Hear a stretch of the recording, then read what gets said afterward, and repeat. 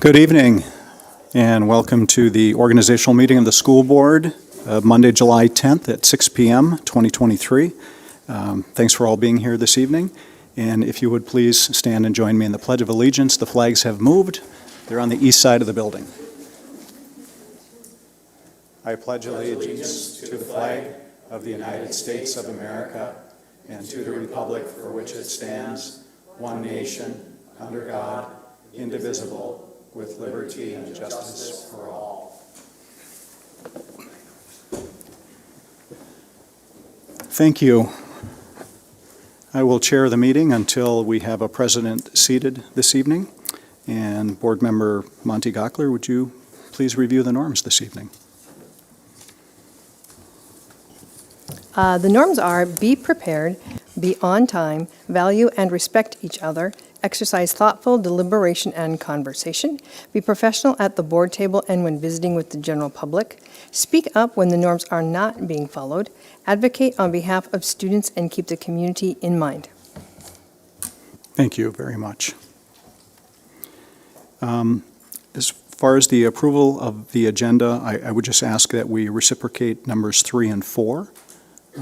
We'll just take care of the seating of the board the declaration of the board before we do the appointment and oath of office of our student board members. So if nobody is opposed to that, I would ask for a motion to approve tonight's agenda. Move approval as amended. Thank you. Thank you, Dr. Lund. Thank you, Ms. Flynn. All those in favor, please say aye. Aye. Those opposed, same sign. Motion carries. Mr. Bombach, would you please take us through the declaration of the 2023-24 school board, please? Thank you. Be happy to do that, Dr. Brenner, members of the board. Not too much to say here because there hasn't been any turnover or any elections involved here. This is just a simple declaration as accordance with the North Dakota Century Code and our own internal policies.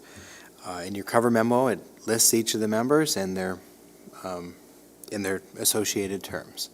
There is no action needed on this item. Thank you for that, Brandon. Now we will move on to the appointment of student board members and the oath of office. And Maggie Barker is here this evening, so I'll walk over to her station.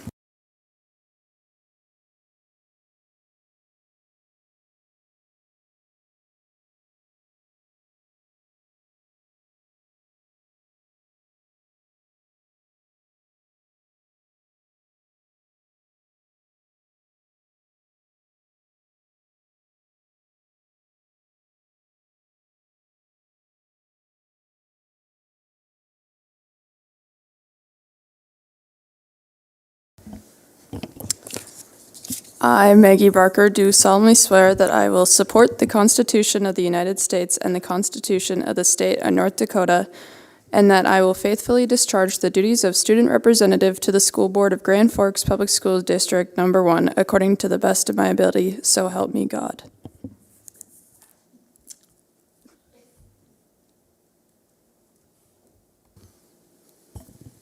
Maggie, I want you to know that you have photos from 2 different angles, which is one more than any of us have ever had. So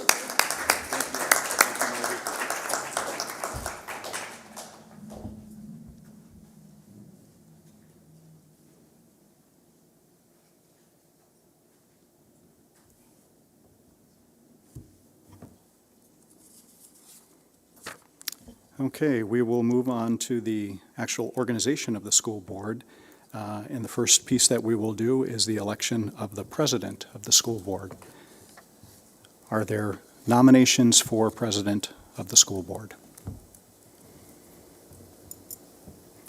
Ms. Gockler? I would like to nominate Amber Flynn for president. There's been a nomination for Amber Flynn for president. No seconds are necessary. Are there any other nominations for president? Are there any other nominations for president? Are there any other nominations for president? Hearing none, nominations cease. And now we will have a vote. All those in favor of Amber Flynn serving as president of the Grand Forks School Board, please say aye. Aye. Those opposed, say nay. Motion carries. Congratulations, Amber Flynn.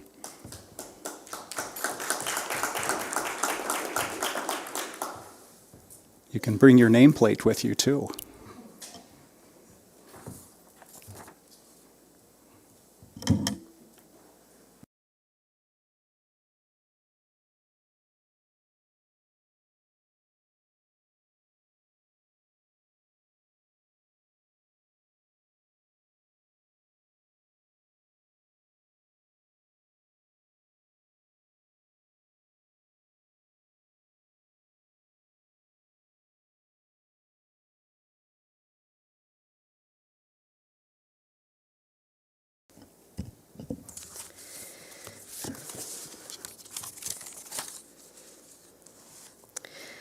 Okay, the next item on the agenda is the election of the vice president for the school board.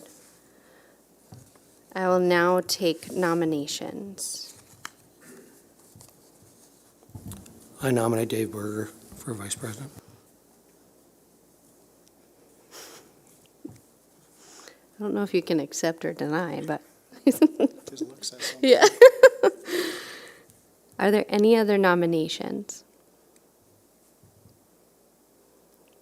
Any other nominations?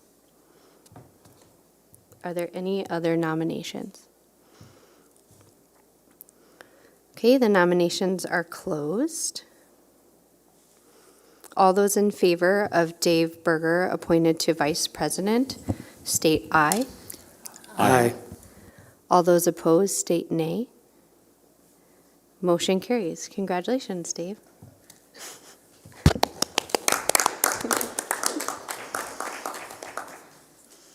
We'll wait for Dave to do the.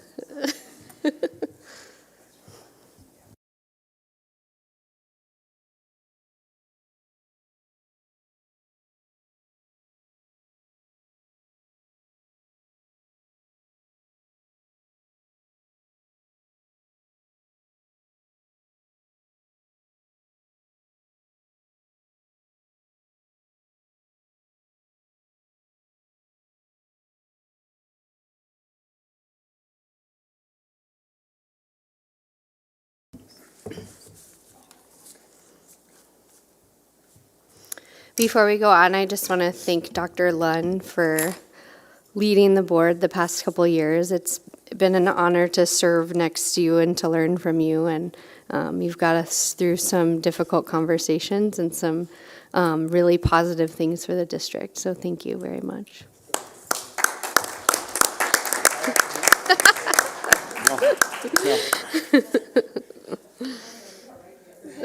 No plaque, no pass, no. Yeah. You don't get your golden age pass, this- your second golden age pass. Yeah.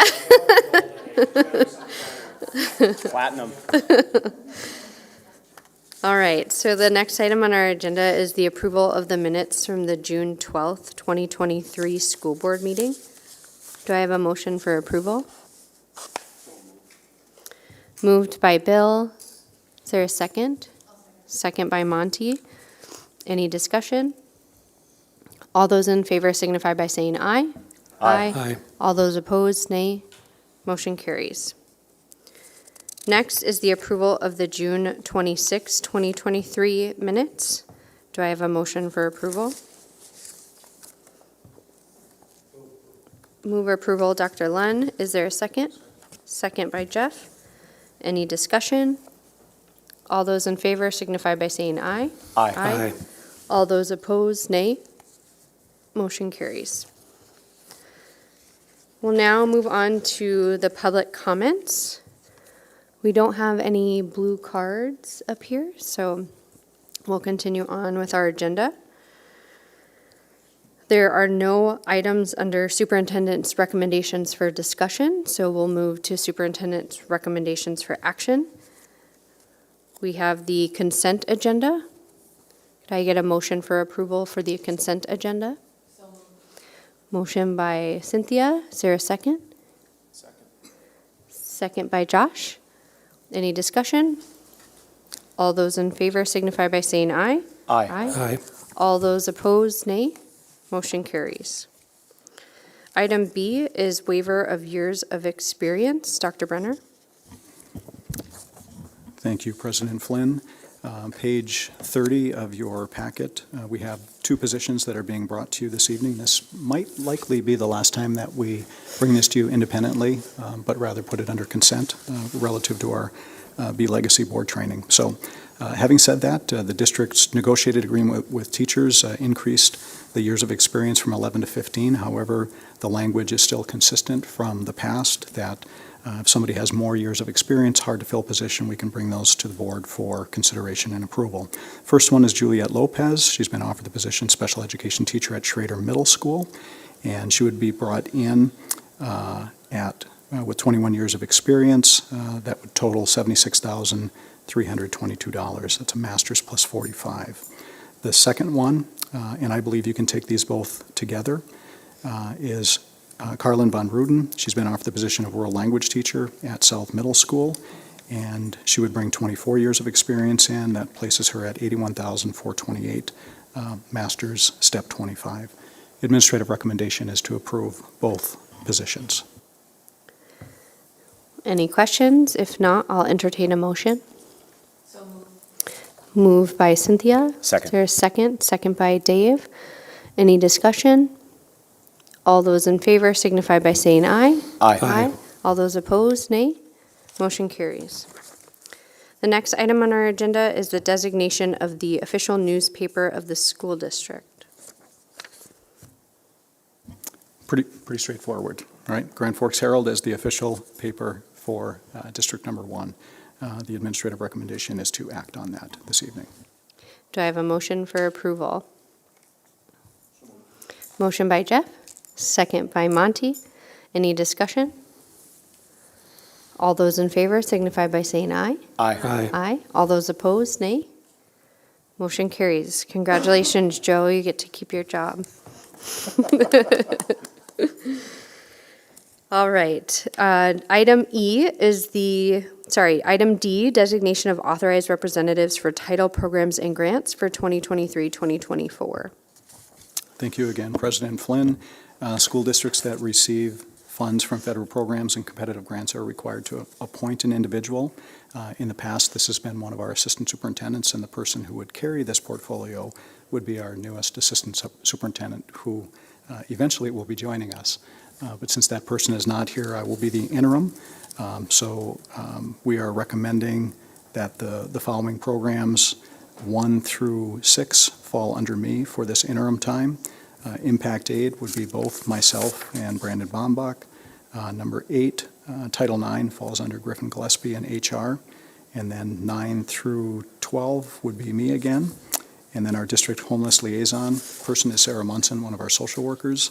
And the CLSD grant, that's our large literacy grant, Amy Barch, our chief academic officer. And then food services would fall under child nutrition director Wendy Mankey. Administrative recommendation is to approve the authorization of all the above individuals designated for the 23-24 fiscal year, with the idea that should we fill the assistant superintendent position, we'll come back to you and make that change from me interim to the new person who joins us. Is there a motion for approval?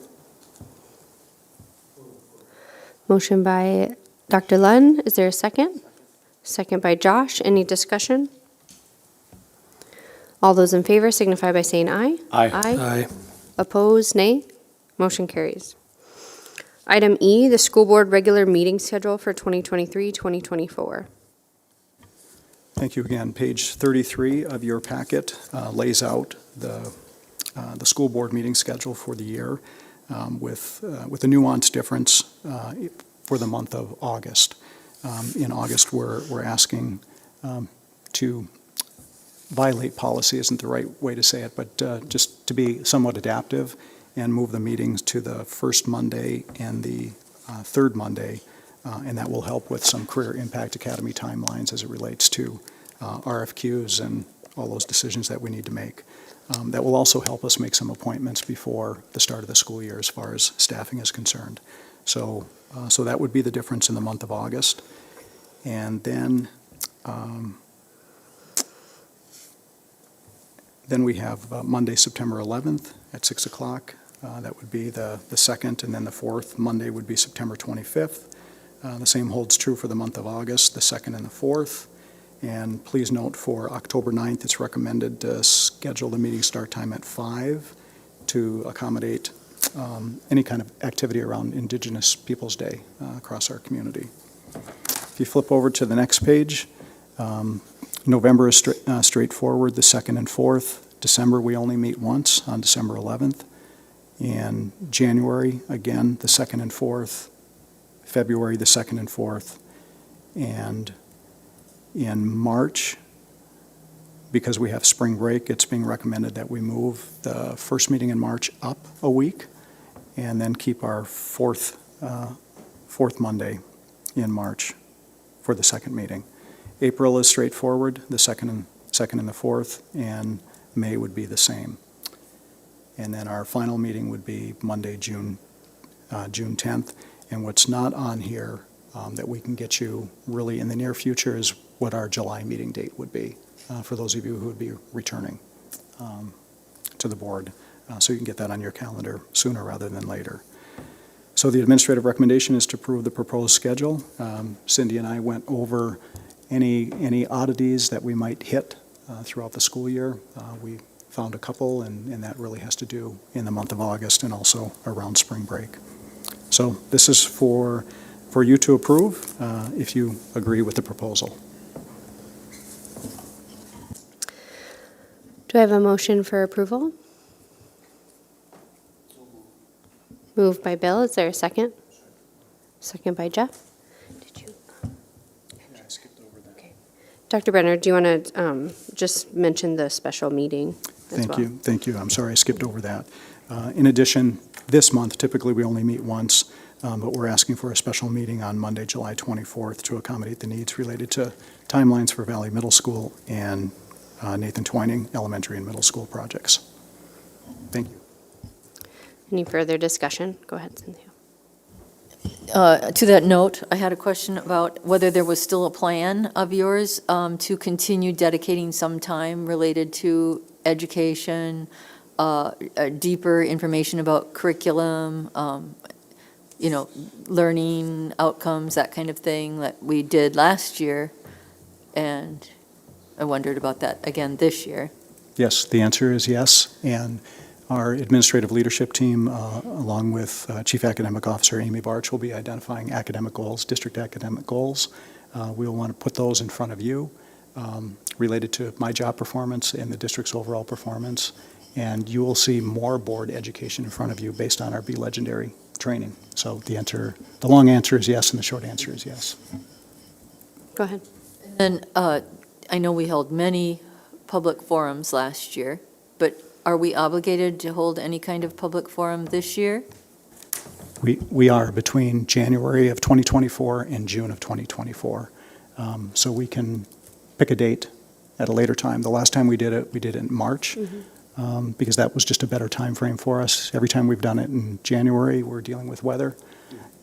So it would be sometime in the spring. We just don't have that on this piece for you tonight. Because usually, you may be changing that, but usually we dovetail and have a meeting prior to a public forum. I always remember it being held at, say, South Middle School. Mm-hmm. We'll tentatively take a look at March 25th for that one. Thank you. Mm-hmm. Go ahead. Just a clarification of Cynthia's. Are you talking about board education starting at 5 p.m., or are you talking about incorporating it in the timeframe of the regular meetings this year? Incorporating it into the meetings. I think that would be a topic of future consideration is after the district identifies those academic goals, coming back together and sort of debriefing from the Be Legendary conference to figure out how do we want our meeting structures to look like going forward and leading that charge to incorporate some of these ideas too. So, go ahead, Bill.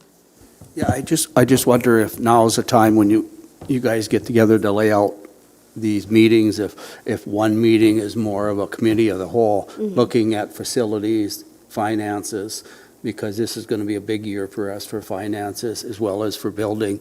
And then the second meeting is more on the educational. This is kind of a perfect timing to make that switch that we, the other thing I talked a little bit with Brandon on is that you guys can think about it, but maybe, we went to a facilities committee of the whole. I think maybe this year we might want to look at a finance committee of the whole on everything because of the money issue of all the building and all the projects that we're going to have going forward, as well as we gave out a lot of money on raises, so now we have to kind of watch the budget a lot closer. So I think this would be a great year to start that. Sure. I think for purposes of this memorandum item, we'll move forward with the schedule, and then any ideas for the structures of the meetings we can talk about at a further time.